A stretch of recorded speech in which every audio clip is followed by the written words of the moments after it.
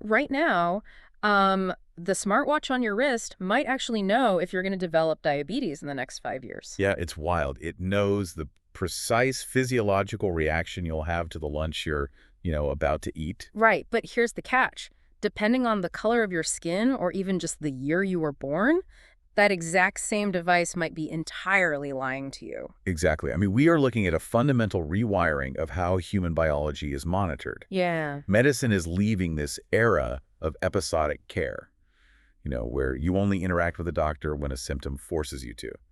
And we're entering this era of the datafication of health. The datafication of health. I like that. Right. These consumer accessories are extracting millions of data points a day to predict disease states long before physical symptoms even manifest. So today we are taking a deep dive into the explosive integration of artificial intelligence and wearable technology. We've compiled a whole stack of sources for you today. Lots to get through. Oh, absolutely. Ranging from clinical intelligence frameworks to systematic reviews on remote patient monitoring, plus some really striking new research on predicting chronic diseases using continuous glucose monitors. Yeah, it's fascinating stuff. The mission today is to decode how this tech is moving far beyond just counting your daily steps. But we also want to shine a light into the hidden black box of algorithmic bias that is currently plaguing these devices. And the best place to observe both the incredible promise and the physical limitations of this tech is the current global crisis of prediabetes. Right. AI is shifting our approach from reactive triage to predictive prevention, and prediabetes provides the perfect high-stakes testing ground for that. Well, the sources outline the standard clinical definitions of prediabetes, like having an A1C between 5.7 and 6.4%, or a fasting plasma glucose between 100 and 125 milligrams per deciliter. Mhm. But looking through the research, there's this far more critical number that just kept jumping out. A fasting glucose threshold of exactly 4.9 millimoles per liter. Why is that specific decimal point causing such alarm in the data? Because that threshold is the precise tipping point where cellular mechanics just start to fundamentally break down. Wait, really? It just at that exact number? Yeah, at 4.9 millimoles per liter, your cells hit a saturation point. So think of insulin as a key, right? A Yeah. key trying to unlock the cell to let glucose inside for energy. Okay. When fasting glucose hovers above that 4.9 mark chronically, the cell essentially alters its own locks. It becomes deaf to the insulin. Wow. This is the onset of severe insulin resistance.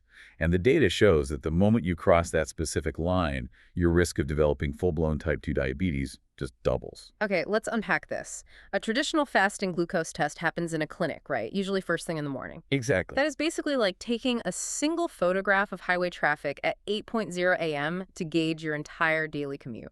That's a great way to put it. It's an isolated snapshot. Right.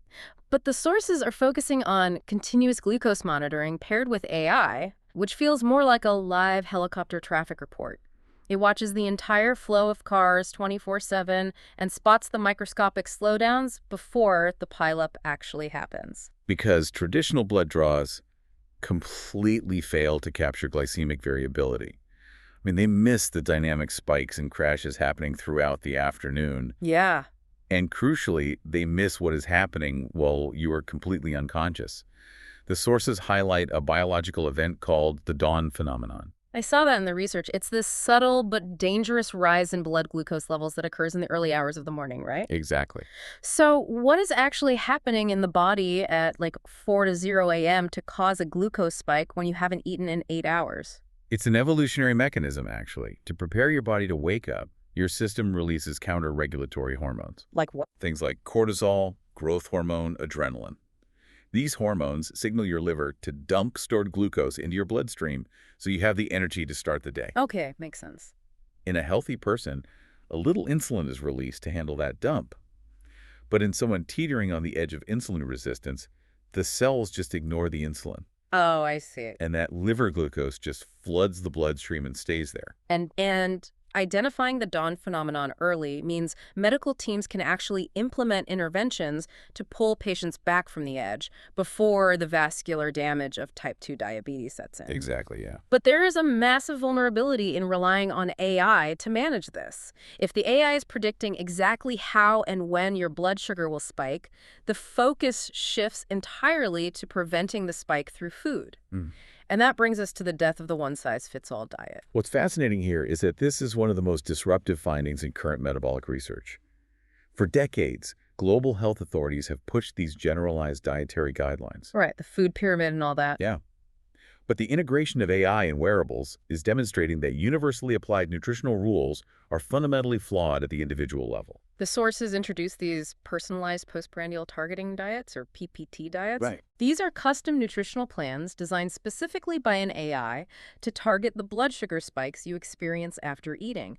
And the researchers actually pitted these personalized AI diets against the absolute gold standard of human nutrition, which is the Mediterranean diet. And the clinical outcome of that comparison challenges a lot of deeply held medical assumptions. For sure.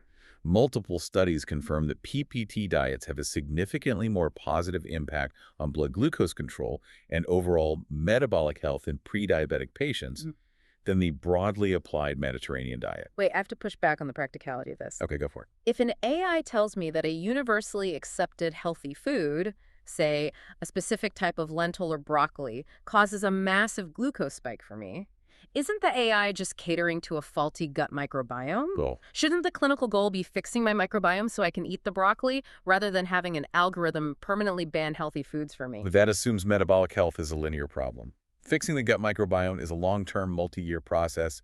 With variables, we are really only just beginning to map. Fair point. The immediate, urgent clinical need in a pre-diabetic patient is stopping the sheer physical damage that glucose spikes cause to the vascular system today. Precision medicine acknowledges that your unique physiological makeup, your current microbiome, your genetics, your sleep architecture, all of that dictates your metabolic reality right now. So the AI analyzes your specific continuous data and determines that, for whatever biological reason, your body processes white rice perfectly fine, but complex quinoa sends your glucose through the roof. Yes, exactly. It replaces authoritative, generalized rules with a data-driven, collaborative model. Which is huge. It is. When patients can visually track on their phones exactly how their bodies react to specific ingredients in real time, treatment adherence skyrockets. They stop fighting against generic rules that make them feel terrible. And they start managing their own unique biology. But this introduces a massive mechanical vulnerability. How so? Well, if I am restructuring my entire diet and lifestyle around a postprandial glucose spike, or a heart rate anomaly my watch claimed I had at 2 p.m., I'm betting my metabolic health on the assumption that a tiny sensor on my wrist actually measured it correctly. Right. Are our consumer gadgets truly medical grade? That's the big question. Yeah. Algorithms are only as robust as the raw data they ingest. If the initial hardware readings are flawed, the AI's predictive fingerprint is clinically useless. Right. So researchers have had to rigorously validate these consumer devices against established clinical gold standards. And the sources detail a highly specific validation study for the Apple Watch Series 3, testing it against a 12-lead electrocardiograph, which is the heavy machinery they use in cardiac wards. Yeah. But the methodology they used is wild. They didn't test the watch on a group of people going for a jog. They tested it on 5 adult patients who were under general anesthesia for elective surgery. Yeah, the researchers required a highly controlled, artifact-free environment to isolate the absolute capability of the sensor itself. And out of 14 matched data pairs, 99.8% of the Apple Watch readings were within the American National Standards Institute criterion. Which is incredible. It is. It means the error was no greater than 5 beats per minute or 10% of the heart rate. A 99.8% accuracy rate sounds like an absolute triumph for wearable tech. It is a remarkable statistical validation of the optical sensors, sure, but in a static environment. We really have to view this through a strict, evidence-based lens. Because testing optical sensors on a completely anesthetized, motionless patient is the ultimate best-case scenario. Exactly. It's like evaluating a pristine studio microphone inside a soundproof, foam-lined vocal booth. It captures every frequency flawlessly. But if you take that same microphone and hand it to a singer sprinting across a windy outdoor stadium stage, the recording is going to be riddled with interference and distortion. That is a perfect analogy, and that's the core physical limitation of photoplethysmography, or PPG sensors. Those are the little green lights flashing on the back of your smartwatch, right? Yes. They function by shooting photons into your skin and measuring the amount of light that scatters and bounces back as your blood vessels expand and contract with each heartbeat. Right. But the physics of that light measurement are highly sensitive. The sources explicitly state that these green light sensors lose accuracy rapidly during high-intensity physical activity or due to excessive limb movement, creating what the medical field calls motion artifacts. Mm-hmm. The physical movement literally shifts the sensor away from the capillary bed it's trying to read. Which is why the evidence supporting wearables for measuring complex hemodynamics, things like blood pressure fluctuations or monitoring heart failure progression in active patients, it remains very weak and inconsistent. So they're not quite there yet. Not for that.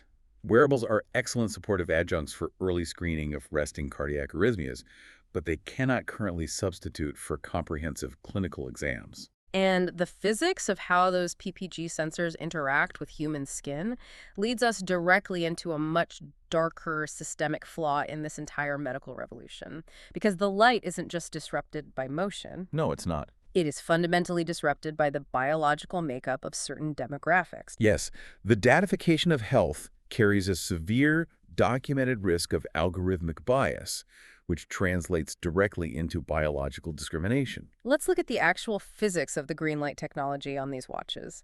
The sources point out that PPG sensors fundamentally struggle to penetrate varying skin tones, specific skin types, and even thicker hair density. Right.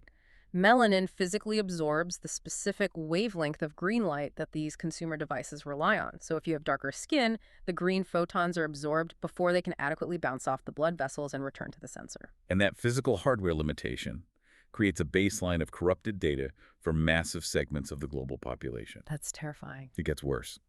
The crisis compounds when that corrupted data is fed into software models suffering from homogeneous training sets. We mentioned earlier that AI uses deep neural networks to build predictive fingerprints. But how exactly is the neural network learning what a healthy heartbeat or a dangerous glucose spike looks like in the first place? Well, to understand the flaw, we have to unpack how neural networks operate compared to traditional software. Traditional software relies on if-then rules written by human programmers. Like if the heart rate drops below 50, trigger an alert. Exactly. But a deep neural network isn't given rules. It is fed millions of raw data logs, sleep patterns, heart rates, glucose levels, and it is instructed to find its own hidden mathematical relationships. Wow. It builds complex internal layers of logic to arrive at a prediction. So if the developers originally trained that neural network using data harvested mostly from young, athletic, ethnically homogeneous populations, essentially the early adopters who could afford expensive smartwatches and had high digital literacy, the AI's hidden internal math only understands what healthy looks like for that specific demographic. Consequently, when that same mathematical model is applied to an older adult, an individual from a diverse ethnic background, or a patient with a peripheral perfusion disorder, its accuracy collapses. It just doesn't know what to do with the data. Right. The neural network encounters biological variables it was never trained to recognize, and it hallucinates or misinterprets the data. If the hardware physically cannot read darker skin accurately, and the software's hidden logic was never trained on data from older or diverse populations, the AI is literally learning to make the wrong medical decisions for entire demographics of people. We are placing our metabolic and cardiac health in the hands of a black box. The clinical consequences of an opaque, biased system are severe. The sources document instances of misdiagnoses, delayed interventions, and a widening of existing health disparities. It's not just clinical, though, right? No. Beyond the clinical realm, there are profound economic impacts, such as individuals facing increased insurance premiums or invasive targeted advertising based on inherently flawed algorithmic health metrics. This is why the industry is facing a massive regulatory reckoning regarding explainable AI, or XAI. Yes. It isn't just about developers wanting to do the right thing. Regulatory frameworks, specifically the General Data Protection Regulation and the EU AI Act, are stepping in. They are legally mandating that AI decision-making in healthcare must be traceable and auditable. Under these frameworks, a developer cannot simply say, the neural network predicted heart failure, but we don't know exactly why. Right. The computer said so isn't an excuse anymore. Exactly. They must be able to open the black box and prove the internal logic is sound, explicitly built on diverse data sets, and free of discriminatory variables. We have a strict legal and ethical imperative to ensure these tools map accurately to all human biology. If the industry can clear that hurdle, If developers can force the hardware to read all skin tones equally and build algorithms that are transparent and unbiased, the potential for wearable AI expands into territories that have absolutely nothing to do with cardiology or nutrition. Yeah, when analyzing the systematic reviews on wearable devices used for the remote monitoring of chronic diseases, a highly counterintuitive trend emerges from the literature. Here's where it gets really interesting. Anyone would assume that cardiovascular tracking is the undisputed king of wearable research. It seems obvious. But the sources reveal that neurological diseases, specifically monitoring conditions like Parkinson's disease and evaluating stroke recovery, are actually the primary focus of the field. Yeah. Neurological applications represent 34% of the published research articles, completely eclipsing cardiovascular monitoring.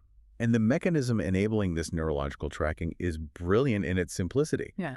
Engineers aren't relying on complex optical sensors or experimental blood analyzers. Right. They are utilizing the most basic, robust hardware already embedded in almost every consumer device, accelerometers and gyroscopes. The exact same microchips that count your steps when you walk to the kitchen or rotate the screen on your phone when you turn it sideways. It is astonishing that a basic motion sensor strapped to your wrist or waist is capable of mapping out profound neurological decline. It really is. An accelerometer measures motion in three-dimensional space hundreds of times per second.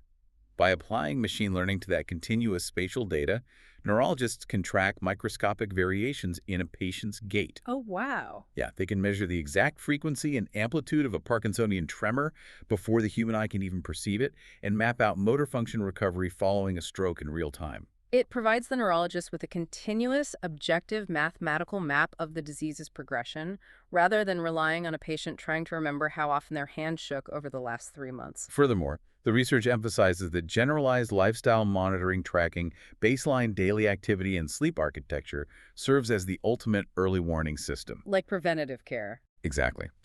The data strongly suggests that up to 80% of chronic diseases can be delayed or prevented simply by capturing and responding to these subtle, cascading changes in our baseline physical behavior. We are witnessing a massive convergence here. Medicine, engineering, and data science are colliding to take a basic accelerometer, a toy used for counting steps, and transform it into a critical clinical instrument. It empowers a patient to actively monitor and manage a chronic neurological condition right from their living room, drastically reducing their reliance on intermittent hospital visits. It represents a structural shift in medical authority, moving power away from centralized clinical institutions and placing continuous, actionable intelligence directly onto the patient's wrist. So, to synthesize the sources we've unpacked today, we're clearly moving past the era of the digital pedometer. Wearables and AI have evolved into personalized metabolic detectives, capable of identifying the subtle insulin resistance of prediabetes and fundamentally rewriting the rules of human nutrition. But that immense predictive power is currently bottlenecked by the physics of optical sensors and the dangerous, hidden biases of neural networks. It is an ecosystem defined by staggering technological capability, which requires an equally rigorous commitment to hardware validation and algorithmic transparency. Which leaves you, the listener, with a complex reality to navigate. Your smart ring, or watch, is constantly ingesting microscopic data points. Yep, all day and night. Your nocturnal glucose curves, the spatial frequency of your micromovements, the optical scatter of your capillaries, building a mathematical fingerprint of your biology that you aren't even consciously aware of. It's a lot to think about. It is. At what point does the algorithm genuinely understand the mechanics of your body better than you do? And when that invisible predictive AI alerts you that a chronic physiological breakdown is imminent, but you wake up feeling perfectly fine, who do you trust? Your own physical intuition or the machine?